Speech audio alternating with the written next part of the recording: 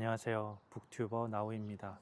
여기는 세종시에 있는 인문 아카이브 양림 후마니타스라는 곳인데요. 놀러 왔다가 한번 들려봤습니다. 최근에 읽었던 책 중에 이 조수용 작가의 일의 감각이라는 소개를 하고 싶은데요. 조수용이라고 하는 사람은 네이버에서 녹색 검색창을 만든 사람이기도 하고, 초록색 사옥 판교에 있는 경부고속도로 이렇게 타다 보면 보이는 초록색 그 네이버 본사 사옥 건물 있죠. 그거를 이제 총괄했던 분이기도 하고요. 네이버를 나온 이후에 매거진 B라고 하는 잡지도 만들고 또 많은 사업들을 했어요. 나중에 카카오의 공동 대표도 했었고, 디자이너 출신의 단지 이제 디자인만 하는 것이 아니라 큰 프로젝트를 하면서 회사의 어떤 중심이 되는 그런 기획, 많은 일들에 그의 바탕에는 무엇이 있느냐라고 했을 때 그 감각이 있었다는 것이죠.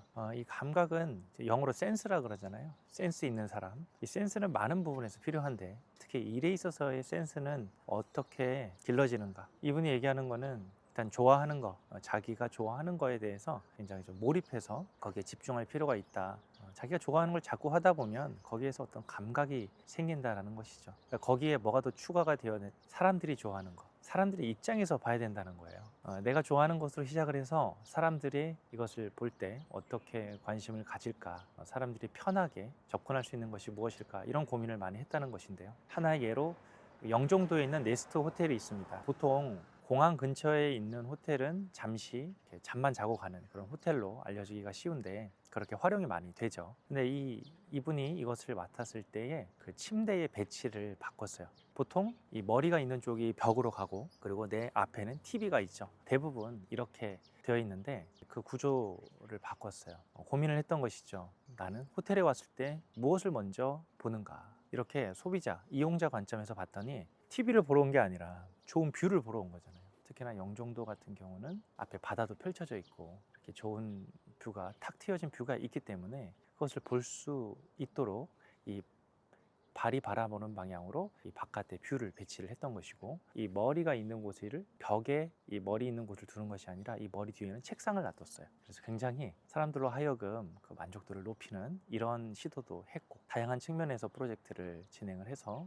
이 매거진 B를 만들었을 때에도 이 어떤 브랜드를 소개를 하는 건데요. 이게 뭐 월간지나 개간지로 나왔을 때 그 계절이 지나면 사람들이 이제 보지 않잖아요. 광고를, 그러니까 매거진에는 광고를 실지 않되 이 시간이 지나도 소장하고 싶은 그런 욕구를 불러일으킬 수 있으려면 어떻게 해야 될까라는 생각을 했던 것이죠. 그래서 그런 관점에서 사람들이 어떤 잡지를 소장하고 싶어 할까, 이런 면에서 디자인도 생각을 하게 되고 이렇게 접근을 했던 것입니다. 그래서 지금 잡지가 만들어진 지 10년이 지났는데 이 잡지 요즘 잘 안 팔린다고 하잖아요. 그런데 아직까지 해외에서도 국내에서도 많이 팔릴 수 있는 그런 매거진, 잡지를 만들게 되는 것이죠. 마치 내가 샤넬, 포르쉐 이런 것을 구입을 하기 쉽지가 않잖아요. 그렇지만 이 잡지 안에 소개되어 있는 그런 샤넬이나 포르쉐나 이런 것을 보면 마치 그것을 소장한 듯한 느낌을 갖도록 하는 이런 만족감을 주기도 했습니다. 자, 그럼 조수용이라고 하는 전설적인 인물은 어떻게 그런 감각을 길렀을까? 이분이 얘기를 해요. 집안이 좀 가난했던 어린 시절을 보냈는데 어머님께서 이렇게 막 공부하라고 막 스트레스 주지도 않았어요. 그냥 냅두셨었죠. 딱 시험 보기 전날 하셨던 그 루틴이 있었던 거예요. 옷을 하나씩 사주셨대요. 그러니까 시험을 자주 보진 않잖아요. 1년에 뭐 몇 번 있는데 그때 옷을 특별히 사주니까 자꾸 그때를 기다리게 되고, 어떻게 하면 후회하지 않을 선택을 할 것인가, 이렇게 해서 어떤 옷이 나에게 필요한 것인가, 한 번 사면 자꾸 입어야 되니까 한 계절이나 6개월을 입어야 되기 때문에 어떤 책을, 어떤 옷을, 어떤 디자인, 여러 가지 측면을 받지 않았겠어요.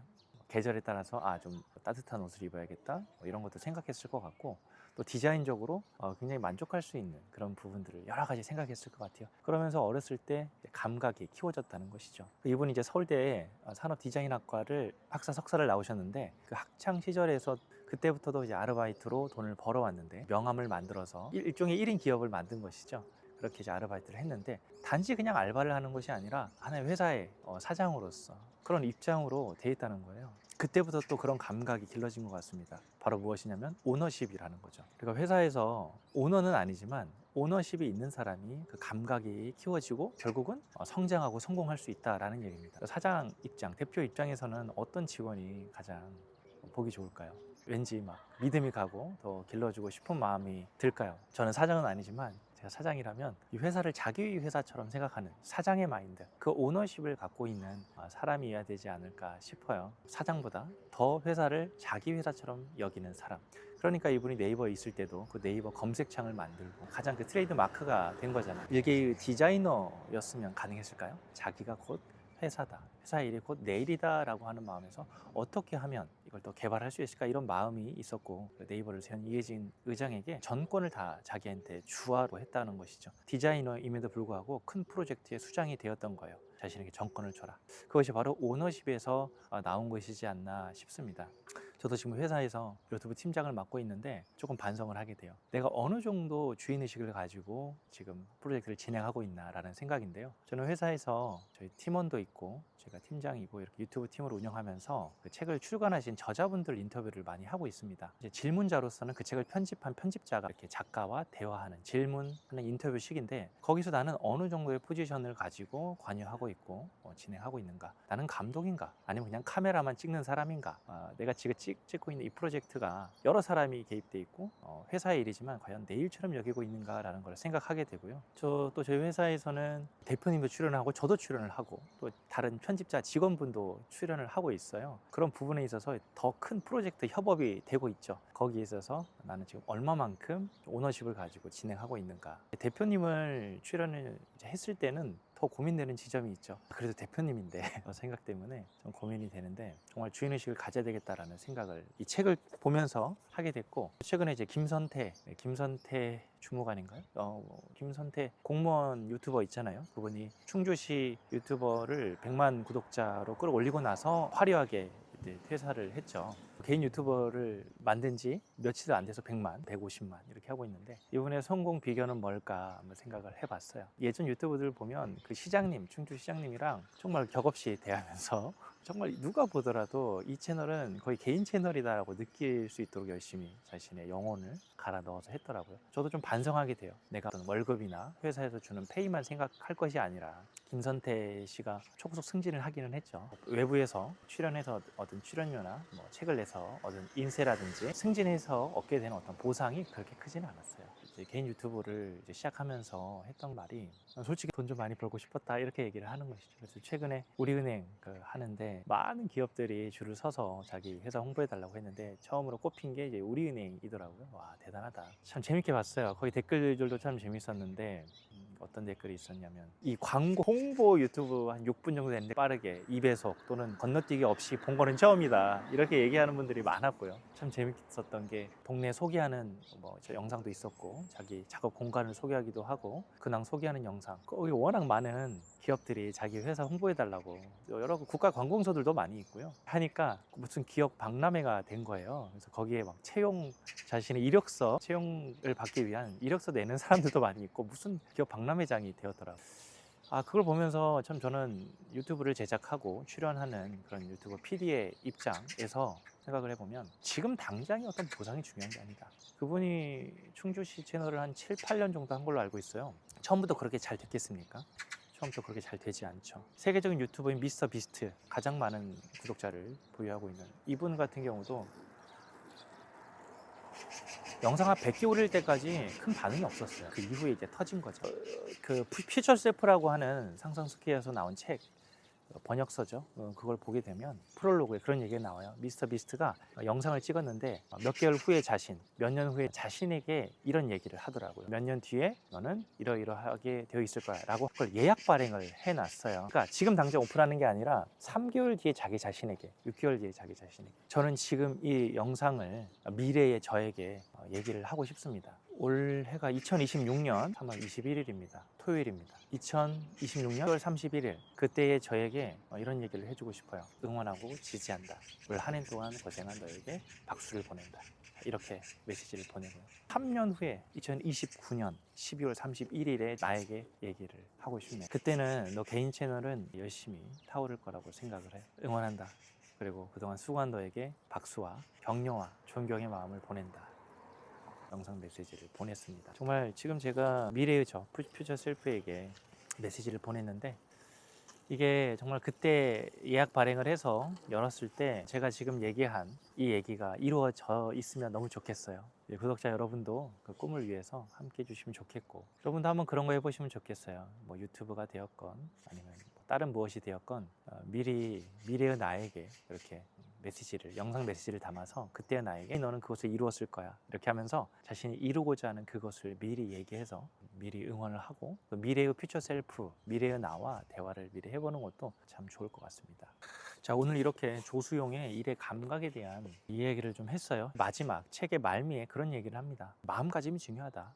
마음가짐이 중요하고, 이 사소한 것을 작게 여기지 않는 마음, 이거 굉장히 중요하다고 얘기를 해요. 작은 게 작은 것이 아니다. 이 마인드가 매우 감각을 키우는데 중요하다는 것이죠. 그러니까 작은 거더라도 그게 내가 좋아하는 거라면, 내가 관심을 갖는 거라면 좀 깊게 파고들었으면 좋겠어요. 내가 지금 하고 있는 이 일이, 내가 하고 있는 이 프로젝트가 그 무엇이 10억짜리라고 하면은 어떨까? 이 펜 디자인이 단순히 그냥 누군가 부탁해서 그냥 재미삼아 하는 것이 아니라 10억짜리의 펜 디자인이라면, 그런 외부의 의뢰를 받아서 하는 것이라면 내가 그냥 하찮게 여기고 할 것인가? 전 세계를 좀 돌아다니면서 비행기표를 끊어가지고 전 세계의 유명한 문구샵에 가가지고 정말 세계적인 디자인은 어떤 것인지 직접 사서 그런 걸 가져와서 연구해야 뭔가 나오지 않겠습니까? 내가 지금 하는 모든 일이 10억짜리 프로젝트다라고 했을 때 이건 사소한 일이 아닌 것이죠. 그렇게 작은 것에서 온 마음과 정성을 다하는 마음가짐이 중요하다라고 이야기를 합니다. 저도 지금 제가 지금 구독자가 한 1만 9천 명, 거의 2만 명 가까이 되는 사람인데, 이 사람이 10만 명이다, 100만 명이다, 1000만 명이다 라고 생각을 하고 그렇게 영상을 만드는 것과 그냥 아니 뭐 누가 보겠어 라고 하는 마음으로 만드는 것은 천지 차이가 있을 것입니다. 내가 지금 하고 있는, 관심을 갖고 있는 그 일이 자꾸 하찮은 일이 아니다 라고 하는 마음가짐을 가졌으면 좋겠고, 이것은 단지 일이 아니라 내가 만나는 그 사람 역시도 정말 귀하고 소중하다라고 하찮게 사소하게 여기는 것이 아니라 정말 내 전심 전념을 다해서 마음을 쓸 수 있고 마음을 낼 수 있으면 좋겠습니다. 지금 당장의 보상에 그렇게 일희일비하지 않으면 좋겠어요. 복리의 법칙이라는 게 있잖아요. 어떤 성공하는 습관을 다른 많은 자기계발서에서도 얘기하는 것이 그것입니다. 1년 뒤에 무엇이 이루어진다라고 하면은 큰 꿈을 이루기가 어려워요. 하지만 5년, 10년 뒤에 무엇이라고 하면은 그거는 큰 꿈을 가져도 된다는 겁니다. 왜냐하면 우리 습관도 행위도 하나의 복리와 같아서 은행에 넣었을 때 처음에는 그게 불어나는 게 크지 않지만 5년, 10년, 20년이 됐을 때 매일 적금을 들였다. 내가 매일 10,000원씩 적금을 들였다. 1년이면 365만 원이잖아요. 그게 1년 뒤에 얼마나 되겠습니까? 몇백만 원 안 되겠죠. 10년 뒤에 3,650만 원이냐? 아니라는 거예요. 그게 이미 억의 가치를 가질 수 있다는 겁니다. 이제 그만큼 이 10년이라고 하는 세월이 얼마나 큰 것인가. 지금 당장 1년, 2년의 성과만 가지고 행위를 한다면 그건 눈앞에 보이는 성과는 그렇게 크지 않을 겁니다. 그걸 보는 것이 아니라 지금 내가 다니고 있는 이 회사가, 내 주변의 사람이 그것을 인정해주지 않는다 하더라도 내가 인정해주면 됩니다. 왜냐하면 지금의 이 성과는 마치 그 스노우볼 이펙트처럼 이 작은 눈덩이가 비탈길을 눈 덮인 산을 내려오면서 엄청나게 불어나듯이, 그런 복리의 법칙처럼 언젠간 커져 있을 것이기 때문에 그것에 대해서 일희일비하지 않고 당장 눈앞의 성과에 흔들리지 않았으면 좋겠습니다. 중요한 것은 내가 지금 오늘 하루하루 한 걸음 한 걸음을 꾸준하게 계속 일정하게 걸어가고 있느냐, 일의 감각은 바로 거기서 키워진다고 생각을 합니다. 저도 지금 생각해 보면 그냥 이렇게 목표를 정하지 않았을 때는 이 개인 유튜브 채널, 작년에는 채널 목표가 없었어요. 되는 대로 하자 이랬는데 올해 좀 목표가 생기니까 영상도 이렇게 좀 자주 찍게 되는 거잖아요. 한 달에 한 번씩 정기적으로 어떤 장소에 가서 촬영을 하고 있는데, 이거는 정기적이진 않지만 제가 오늘 이 세종에 내려오면서 생각을 했어요. 여건이 되면 뭐라도 찍어야 되겠다. 그러니까 지금 야외에서도 그냥 찍고 있는 거잖아요. 여기 카페가 좀 좋다 그래서 한번 왔는데 온 김에 찍은 거예요. 그러니까 이 목표라는 게 그래서 너무 중요하고, 내가 그런 목표를 가지고 지금 당장 그것이 100% 이루어지지 않는다 하더라도 오늘 하루하루 나는 어떤 행위를 하고 있느냐 중요하다고 생각하고요. 저는 오늘 이렇게 유튜브 촬영을 해서 무언가를 만들어야 되겠다라는 생각을 가지고 이렇게 오늘 하루 이렇게 씨앗을 심듯이 하고 있는데, 꾸준하게 이제 일주일에 하나씩 찍게 되고 3일에 하나씩 찍게 되고 계속 이렇게 하다 보면은 제가 원하는 그런 어떤 결과도 금방 만들어질 것 같고, 그게 뭐 6개월, 1년 뒤에 일어나지 않더라도 5년, 10년 뒤에는 이루어지지 않을까라고 생각을 하고 있습니다. 그럼 여러분 오늘도 좋은 하루 보내시고요.